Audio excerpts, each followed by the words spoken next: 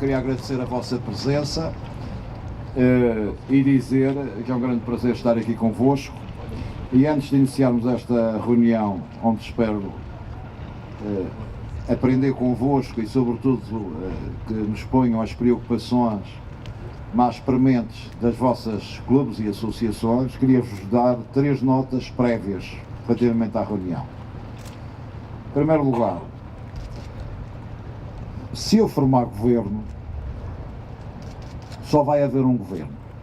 Portanto, a primeira questão que vos quero dizer é que não vai haver capelas. Há um governo que toma decisões sobre os espaços públicos, incluindo os espaços de ribeirinhos e os espaços de acesso ao mar. Primeira questão. Segundo, todos os apoios a todas as modalidades e aos clubes serão definidos em função de um plano desportivo regional. Esse plano será um plano consubstanciado em princípios, em apoios e em resultados a médio e a longo prazo. Portanto, todos vós, enquanto agentes desportivos, a partir do momento em que o plano desportivo regional está aprovado, podem saber com o que é que podem contar. De salientar também que todo este desenvolvimento e todo este projeto tem que assentar, acima de tudo, num pressuposto que é o dos resultados. Portanto, nós temos que monitorizar aquilo que são as apostas, temos que monitorizar aquilo que são as prioridades e, obviamente, que os resultados são a forma mais prática e fácil de avaliarmos efetivamente aquilo que são as decisões e, obviamente, decisões essas que vão traduzir-se em apoios. Por isso, da nossa parte, são estas as ideias-chave. Gostaríamos agora, como é óbvio, de ouvir também aquilo que são as vossas propostas e as vossas necessidades, de forma a percebermos se aquilo que são as nossas percepções também são coincidentes, se compaginam com aquilo que são as expectativas dos diferentes agentes das atividades náuticas. Eu lembro que são 12 milhões de euros do desporto, 6 milhões estão afetos a 5 sociedades anónimas esportivas e 6 milhões a 17 mil praticantes de desporto amador. Vulgo amador, digo eu amador, mas de amador pouco tem, porque as preocupações são iguais às do desporto federado. E esse modelo também tem que ser revisto, porque realmente acho que a tarimba tem que ser essa que foi proposta por vós, na vossa nota introdutória, de apresentar resultados. E depois de termos a nossa infraestrutura, com certeza que também vamos ser impulsionados de forma a apresentar resultados, porque senão também somos iguais ao que tanto criticamos. Eu penso que houve, nestes últimos anos, com a abertura das estradas e todas as grandes vias, um retrocesso e a população virou as costas ao mar. Talvez não tanto aqui no Funchal, porque daqui do Funchal é que se partia para todo o mundo. Era aqui do Porto ao Funchal, mas o que é certo é que toda a restante ilha, e é em nome dos clubes e das zonas rurais, chamadas zonas rurais que eu gostava de falar, perdeu-se as infraestruturas que havia de cabotagem, porque toda a ligação com todas as localidades da ilha fazia-se pelo mar. E perdeu-se esse efeito. Desligámos do mar. Deixámos de degradar e perdemos as infraestruturas que havia. E esse é o principal apelo que eu quero fazer, que é a necessidade de revitalizar e de manter as existentes. Eu sou do Porto Santo e, como falaram apenas numa ilha, gostaria de falar numa região. E a questão é precisamente, está-se a candidatar a Presidente da Região Autónoma da Madeira e a questão do Porto Santo acho que precisa ser falado. Estou aqui a minoria, pelo que me parece, mas vim marcar a presença de propósito, vim hoje de propósito, para que o Porto Santo também não caia em esquecimento e que a Madeira não seja só a Ilha da Madeira, mas que seja a Região Autónoma da Madeira. Por isso gostaria também de ouvir algumas palavras, se têm algum projeto, se têm conhecimento do Porto Santo, da realidade do Porto Santo, em termos náuticos, como é óbvio, e se têm algum projeto. Eu conheço o Porto Santo desde 61, todos os anos fui lá e tenho de confessar, eu acho que o Porto Santo está a atravessar uma crise que é inexplicável o que se está a passar lá. Portanto, nós vamos fazer um apoio direto, transversal ao Porto Santo, em todas as áreas, por isso mesmo é que na próxima orgânica do Governo, se eu ganhar as eleições, o Porto Santo ficará diretamente dependente da presidência do Governo. Eu acho que neste momento o Porto Santo tem vários problemas, o principal é que os acessos não são frequentes e são caros. para mim é a principal. Pois está pouco divulgado e está a atravessar uma crise social devido ao modelo de desenvolvimento que se preferiu, que foi a especulação imobiliária, e como você sabe, está na situação, trouxe de facto uma crise social grande e uma crise económica. Eu acho que o Porto Santo tem um potencial também para os desportos náuticos fantástico. Portanto, temos que dar a volta ao novo ciclo para o Porto Santo. Temos que encarar o Porto Santo do ponto de vista estratégico de outra maneira e ter um conjunto de boas ideias para o Porto Santo. Vou dar um exemplo. Eu conheço muito bem o Ilhéu da Cal. Vou dar aqui um exemplo, que parece um exemplo ridículo, mas se, por exemplo, imagino o que é ter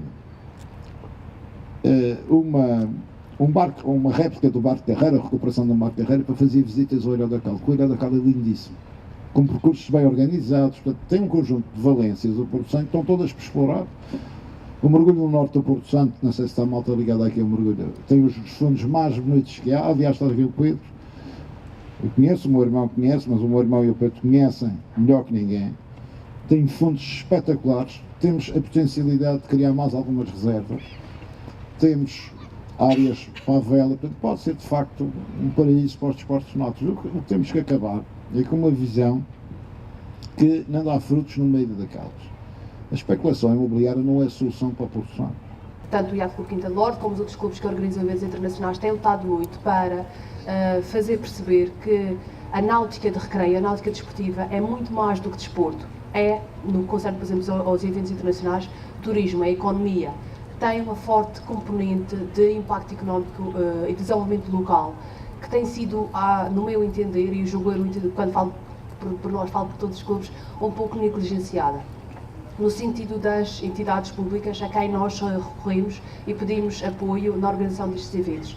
Estes eventos náuticos internacionais têm trazido um impacto económico substancial para a região e, infelizmente, ainda se considera como apenas a vertente desportiva, e não são uma ótima plataforma de promoção turística da região, desenvolvimento económico.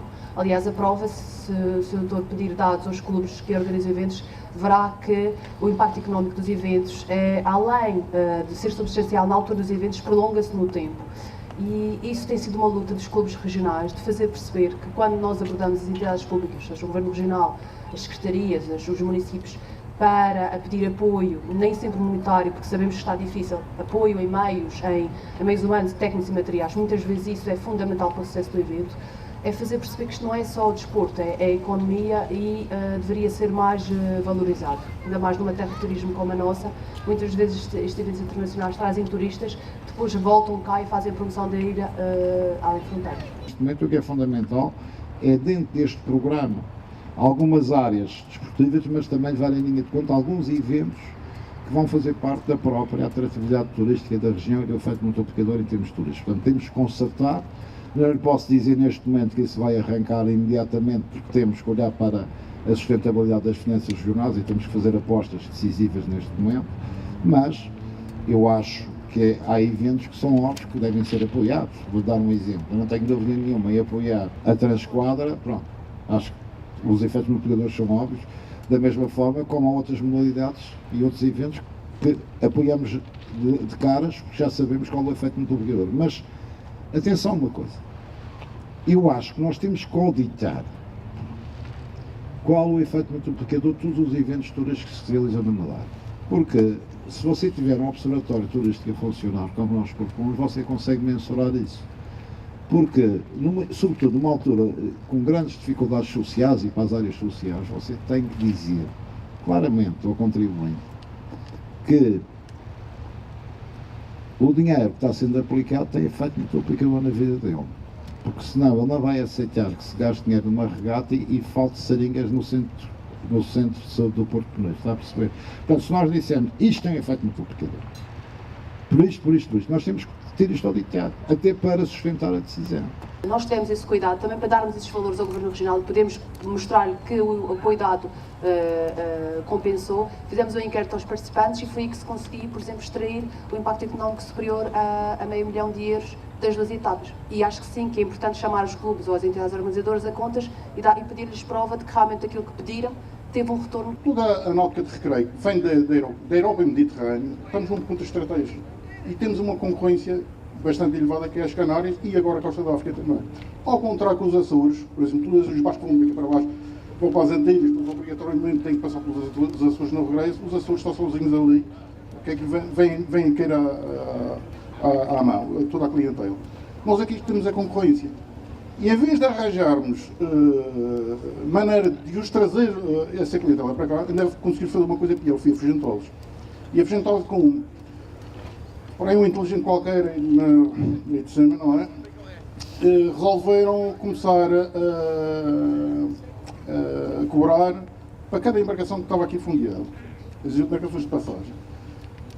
Em outubro, penso que outubro é o ponto mais alto da passagem dos barcos por aqui, e cheguei a contar, muita gente é testemunha disso, mais de 50 embarcações fundeadas aqui fora.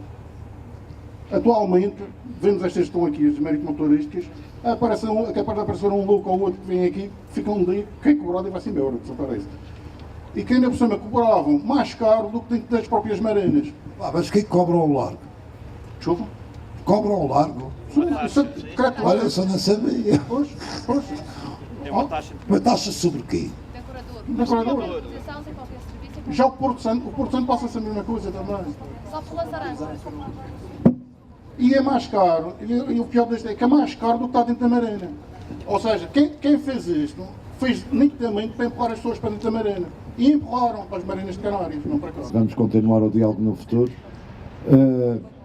De qualquer maneira, queria agradecer a vossa disponibilidade e a vossa amabilidade e estamos ao vosso dispor para continuarmos a trabalhar juntos. Mas isto não é só facilidades, também vamos ter algumas decisões difíceis para tomar.